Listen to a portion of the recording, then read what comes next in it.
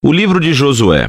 Vamos voltar e lembrar a história até agora. Deus escolheu Abraão e a sua família se tornou o povo de Israel, que é então escravizado no Egito. E assim, através de Moisés, Deus resgatou Israel do Egito.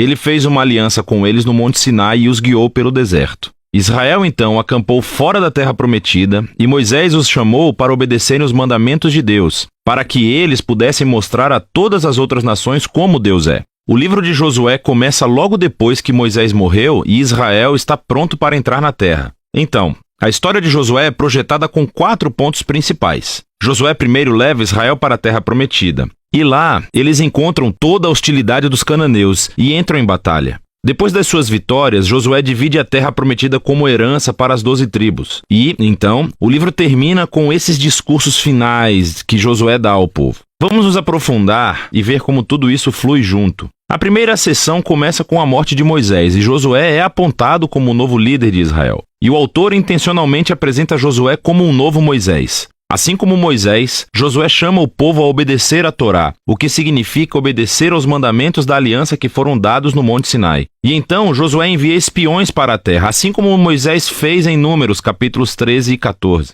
A diferença é que as coisas dão muito mais certo dessa vez. De fato, até mesmo alguns cananeus se convertem e seguem o Deus de Israel. Josué então lidera todo Israel através do Rio Jordão e para a terra. Assim como o mar se separou para Moisés no Êxodo, aqui também o Rio Jordão se separa e os sacerdotes carregam a Arca da Aliança, levando todo Israel com eles. Agora, no capítulo 5, a história muda. As pessoas olham de volta para as suas raízes como o povo da aliança de Deus. E assim, a nova geração é circuncidada e eles celebram a sua primeira Páscoa na terra. Mas então, eles se viram e se preparam para seguir em frente. E Josué tem esse encontro doido com o guerreiro misterioso, que é o comandante angelical do exército de Deus. E Josué pergunta: você está conosco ou é com nossos inimigos? E o guerreiro responde: com nenhum dos dois. O que mostra que a verdadeira questão aqui é se Josué está do lado de Deus. Isso deixa claro que toda essa história não é sobre Israel contra os cananeus. Pelo contrário, essa batalha é de Deus e Israel vai desempenhar o papel de espectador,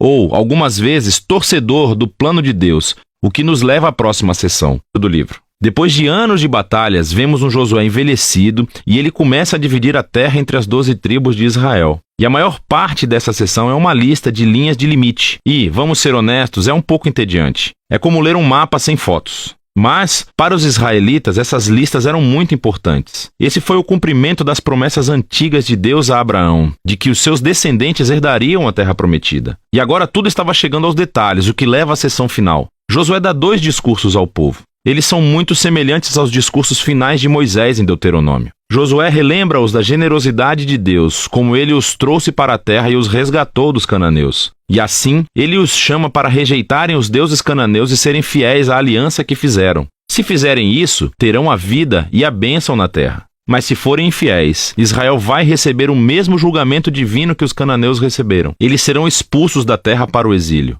E assim Josué deixa Israel com uma escolha. O que Israel vai fazer? Essa é a grande questão que paira sobre Israel quando termina a história. E esse é o livro de Josué. Uai, seu app de vídeos curtos.